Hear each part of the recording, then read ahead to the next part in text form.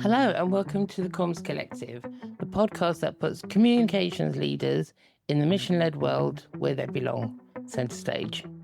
I'm your host, Vishnee Sauntoo. I've spent more than 20 years working in communications, from campaigns and crisis comms to leading big brand moments in the charity and public sector. And if there's one thing I know, that is comms professionals are often behind the scenes, but their work shapes everything. That's why I created this podcast, to bring their voices, stories, and hard-won lessons to the front. Every episode, I'll be joined by a director of comms or a head of comms, or a sector leader who will share what it takes to make comms work. The highs, the lows, the wish I'd knowns, and the strategies that help us keep going in a world where budgets are squeezed and expectations are sky high. We'll talk about strategy, we'll talk about inclusive storytelling, internal comms, crisis comms, and how we look after ourselves and our teams when the pressure's on. So whether you're leading comms or just starting out in the sector or simply curious about what goes on behind the scenes, you're in the right place. Today, I'm thrilled to kick things off with Jenny Legg, Head of Communications at Flexibility Works. We're talking about Jenny's career, what makes her great at her job, and what's next on her journey. So let's dive in. Jenny is a former journalist and experienced third sector communications manager. She's currently head of communications at social business Flexibility Works.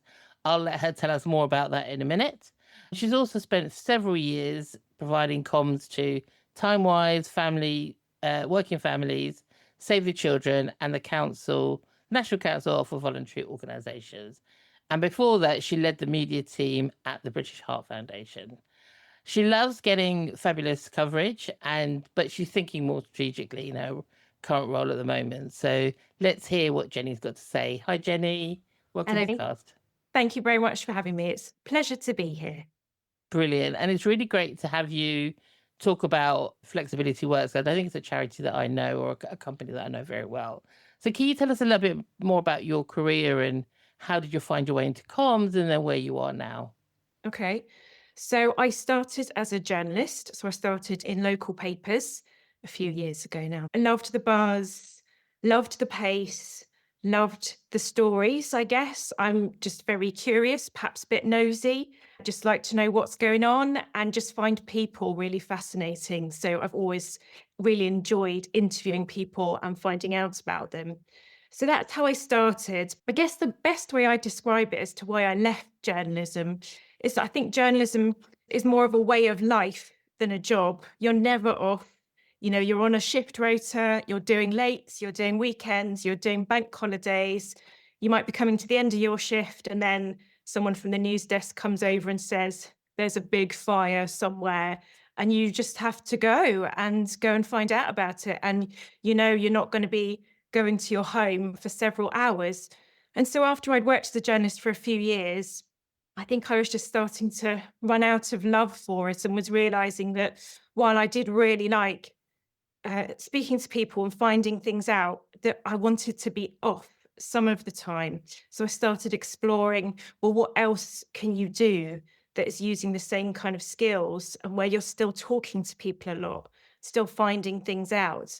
And I'd seen a few people move across to the dark side, to PR and comms. And so I moved across initially to Westminster City Council and worked in their press office. And they liked ex-journalists, took in a lot of ex-journalists. So it felt like quite a familiar place because the people there had a similar background to me. But while I was there and I was working on what they called built environments issues, so like public toilets, chewing gum on the pavement, planning applications, stuff, not people. And while I learned a huge amount there and the team was great, I really missed those personal stories. And so I started looking at, well, where else could I go where I get back to those people's stories? And that, I guess, is what led me to the voluntary sector and to working with charities, because I wanted that connection with people again and people's stories. So that's how I ended up in this sector. And so Flexibility Works is a social business and a charity. We work in Scotland supporting Scottish employers to create more flexible working. We also work closely with the Scottish Government, particularly on issues around poverty and how flexible working can help people get into work and stay in work. So we do some research around that kind of issue and flexible working more broadly. And yes, try and influence government so that they do a bit more as well to encourage employers and support employers to create more flexible working options. That sounds great. And the fact that you don't live in Scotland just shows that how flexible that organisation is. How do Yes. you find that? So it's been fine so far. So I'm a remote worker for them. I'm based in Hampshire in the south of England, and the office, we use a shared office space when we need it, is in Glasgow. So I've been going up, it's roughly every 2 or 3 months. And I go for a specific reason. Usually we'll have some kind of team meeting or there might be some kind of event.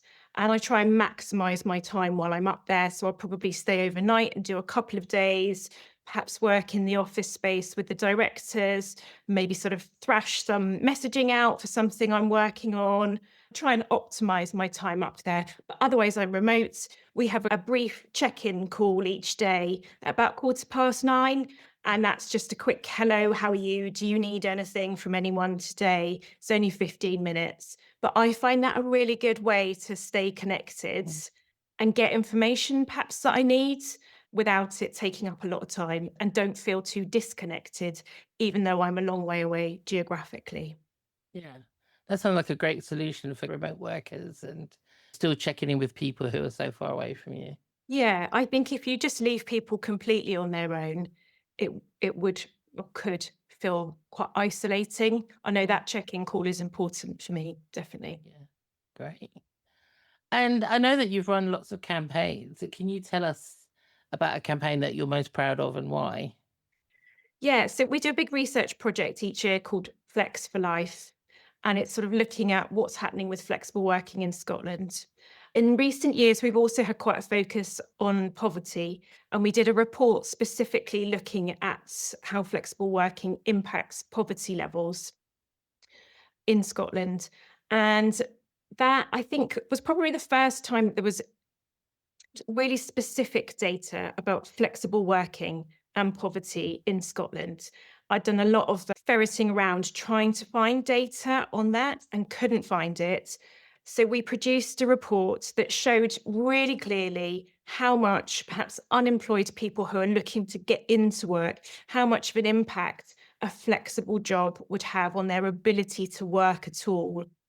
And we also looked at people who are in work, who perhaps who were able to work flexibly, but said, if my flexible working was taken away or it was no longer available, I would just have to stop working. There'd be no alternative. I just have to stop.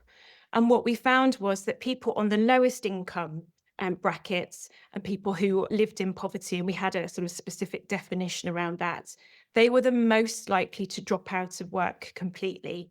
So when you think about that from a kind of government perspective, you want as many people to be in work and in good work as possible. And our data was showing really clearly that people on the lowest incomes and people with the least were most likely to drop out of work if they couldn't work flexibly. So it showed the argument that we really need more flexible jobs, particularly at the lower end of the salary scale, to help everyone, but especially those with the least, get into work and stay in work. And we had good downloads of the report. We did good media work around it. We had a great social media campaign going out. But I think for me, what felt like the best measure of success is that since we produced that report, I feel like our engagement with the Scottish Government has been much better. I feel like they noticed that report and took it on board. And not solely because of that, but partly because of that, we've had a bit more funding for specific projects that have been linked to poverty. And I think that report and the comms that we did around that report played a part in influencing them and convincing them that this was something they should be looking more at. Fantastic. And I think, as you say, the comms and the report itself really lends itself to kind of discussing this out in the open public and getting the government to listen. and, take action or to do something with it. And that really shows what comms is all about, isn't it? And what it can achieve. So not only, you can shift the dial on a conversation, you can also, you know, talk to policymakers or even funding as well. And that sounds like the perfect sort of campaign, really. Yay to It was comms. very satisfying. Yeah. If you could do it again, would there be anything that you'd want to change around that campaign or do better? Well, yes. So we are doing it differently now. So I wrote that report. So as well as doing comms, I was also writing the research report and analysing the data because we are a very small charity. And we've got the next lot of research just coming through now that we'll release early next year. And this year we've got an external writer doing the writing. I just found when I was trying to be head of research and head of comms and head of policy and all the rest, when you wear many hats, don't you, when you're in a small Yeah. organization, but it was too much. And I was really struggling to manage the day-to-day comms that you need to keep running whilst also trying to write quite a deep report. So yes, we've changed that now. And that meant finding budget. So, in a small organization, that wasn't an easy decision. The writer comes at a cost, but we have decided that that cost is worthwhile for what it means for our kind of comms and kind of influencing work overall. Yeah. You mentioned about being ahead of lots of different things, and we should say that you're the only comms person, I believe, in the Yes. organization. So you're having to do the strategy, but also implementing all the things. Yeah, and I should confess, we do have some support from a digital agency. Yeah. So they help with our web maintenance and they help with some of our social media assets. So I am almost on my own, but I do have some support. Yeah. And I'm sure there are we're hoping people are listening, but other listeners who are in a similar situation and so are dealing with having to do everything themselves or most of it, but as well, being responsible for so many different things. So it's good to hear that you can make a change and actually reflect and say, next year, we can't do it like that. And these are the reasons why we can't do it like that, and put that case forward. You have to make the case for it. Yeah. I'm glad I was able to. Yeah. Brilliant. And in terms of in this sector, what is the toughest challenge that you faced in communications and how did you handle that? Well, I have worked part-time since my two boys were born. So I've got two boys aged 11 and 8. And I found it incredibly difficult to find a part-time role in comms after they came along. In fact, utterly impossible. And I ended up freelancing for many years. And I don't think it's much better now, to be honest. If you do a search for a part-time comms role, there's not much that comes up. And those roles that do come up tend to be at the lower end of the salary scale. So perhaps by the time you go on maternity leave, you're probably in your 30s and starting to make some headway in your career. And then when you try and come back on a part-time basis, if you can only find roles that are more junior than you've done before, it leaves you just in a difficult position knowing what's best to do. I've ended up where I am at Flexibility Works because flexible working is an issue that I care about personally really deeply, and it makes me angry, Vishnee, that there are so few part-time opportunities and that we don't value part-time workers. There's still a stigma around it and people think that you're only part committed because you're part-time. And that's just not the case. I've come across so many brilliantly dedicated, hardworking part-time workers. And we just need to make that much more normal. And for men as well as women, there's a sense that it's only mothers coming back from maternity leave who work part-time. But actually, there are all sorts of people who want to work part-time for all sorts of reasons.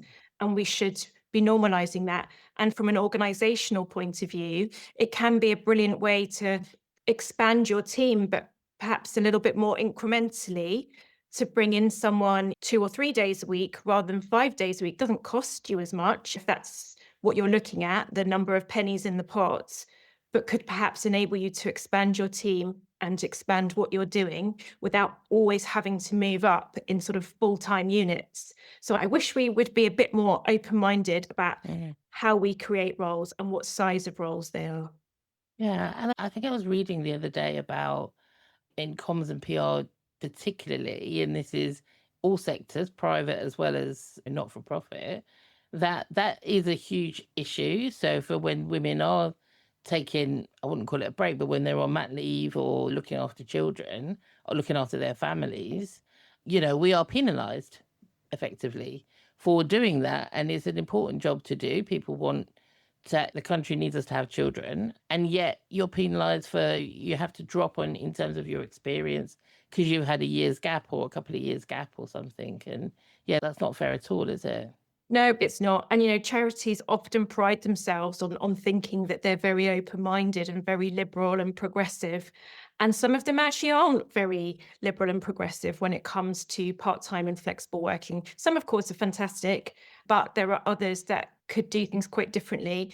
If you can offer more part-time and flexible roles, the number of people and the type of people that you appeal to is so much larger. You can find a much more diverse workforce, reach talent that you wouldn't normally reach if you can offer those roles in a slightly more flexible way. Absolutely. And I have heard about job shares, but yeah, maybe there's not enough of those job shares. If There's a not. role is important enough, that it needs a full-time person, well, you can have two part-time people do it. There's no reason why you couldn't, and it can work really effectively. So charity Mm. sector, you listening? We need to do better. Told. Yeah, exactly. And you mentioned about flexibility, but it's been quite a small organisation. So I imagine there's sort of reality of limited budgets as well. Yeah. How do you balance the kind of like ambition with limited resources at your disposal? Yeah, so that's a good question. Well, obviously, we work incredibly hard, Vish, to make the most of the resource we do have. But I feel I'm quite lucky where I am. I feel like we're quite ambitious, but realistic about what we can do. And I think, doing less but better is the way to go. I think if you try and spread yourself too thin in what you're doing, nothing works very well. Whereas, I've mentioned that Flex for Life research, we do put budget into that. We do put budget into creating really great social media graphics for that. I don't really have any budget for the rest of the year to Mm. make social media graphics in the same way, but we do put budget into that. So just thinking as strategically as possible about how to make the biggest impact with what we've got. And we also try and make sure that the content that comes out, particularly from that research, can be quite evergreen content. So, perhaps some of the graphics that we create that represent some of the data that we've got, we make sure that that will work over the course of the next year. So, trying to make content as evergreen as possible. And of course, trying to repurpose content. So, we create that research report, but that can generate content for talks or some of our training, includes some of that data. So really maximizing the use that we get out of whatever content we're creating in the first place. Mm. Yeah, absolutely. I think that's a great idea. Repurposing content as well. We don't do enough of it, I think. And there's so much, we know that not everybody sees all our posts. So, why not reuse it to get maximum out of it? So in these sort of high pressure times or crisis or when you've got really tight deadlines, how do you look after yourself and your team, whether your team at Flexibility Work is the whole entire organization or when you've got your own kind of PR team, how do you look after yourselves? I mean, I think it's important just to put things in perspective sometimes, isn't it? Something can feel like a crisis and probably is a genuine crisis, but it's not often, particularly in my world, it's not life and death.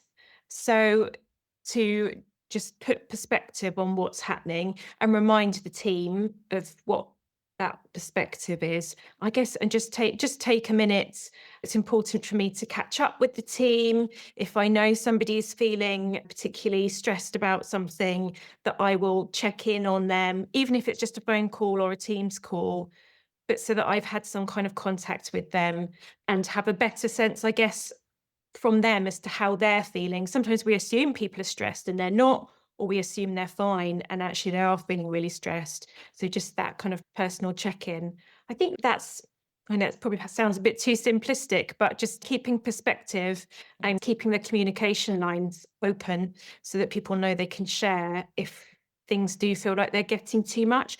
And where we are a really small organization, we are quite all hands on deck. So if something needs doing, it doesn't really matter what our job role is. If there's a crisis happening, we all help everyone. So I might do tasks that aren't strictly comms tasks. Mm. We all just muck in to get done. That's really nice. Yeah. And I think, as you say, there is so much in just taking the time to have a call with someone and checking in on them, sensing the vibes, or, if you've been in a meeting and you could tell that somebody's not quite themselves.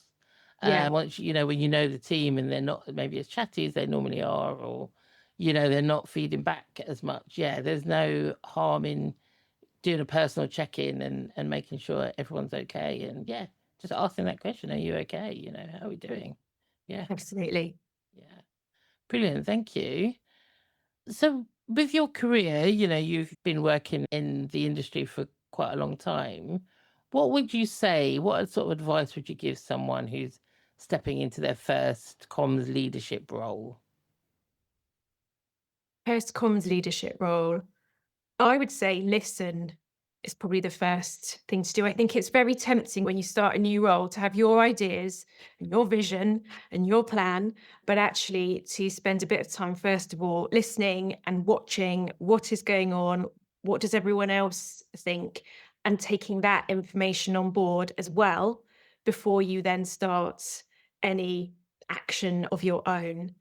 So I think listening is just really, really important. And whatever role you're going into, leadership or otherwise, in my own career, I have moved jobs when I haven't been enjoying things. I've made a couple of mistakes along the way and have changed jobs, and within a few months realized, oh gosh, this really isn't the right fit for me. And I have left and I've found something else. Change So jobs. thank you. I think I changed jobs and I'm glad I changed jobs. It was absolutely the right thing to do. And so my advice to other people would be don't settle. If something isn't right, there are lots of other opportunities out there. Don't stay where you are being unhappy. Go and find the right opportunity that does make you happy. That is such brilliant advice. I think being able to sort of know yourself enough to know actually this is not working for me.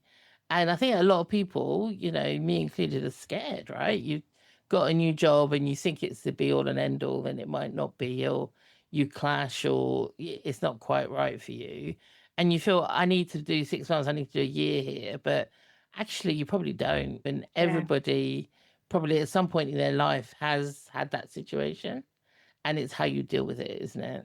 Yeah, definitely. And life, life is short. If you know in your bones it's not the right place, then just find the next place and get there. So listen to your gut. That's what we're Definitely. saying, isn't it? Fantastic. So I want to talk a little bit about the future of comms and kind of like where you see things changing. So, what other challenges do you think over the next sort of 5 to 10 years? So it's quite a long time, but what Yeah, do you well, see happening? I guess there's all sorts of ways you could answer this question, but I've been thinking a lot about AI recently and been using AI a bit more. And there are definite advantages and opportunities from that.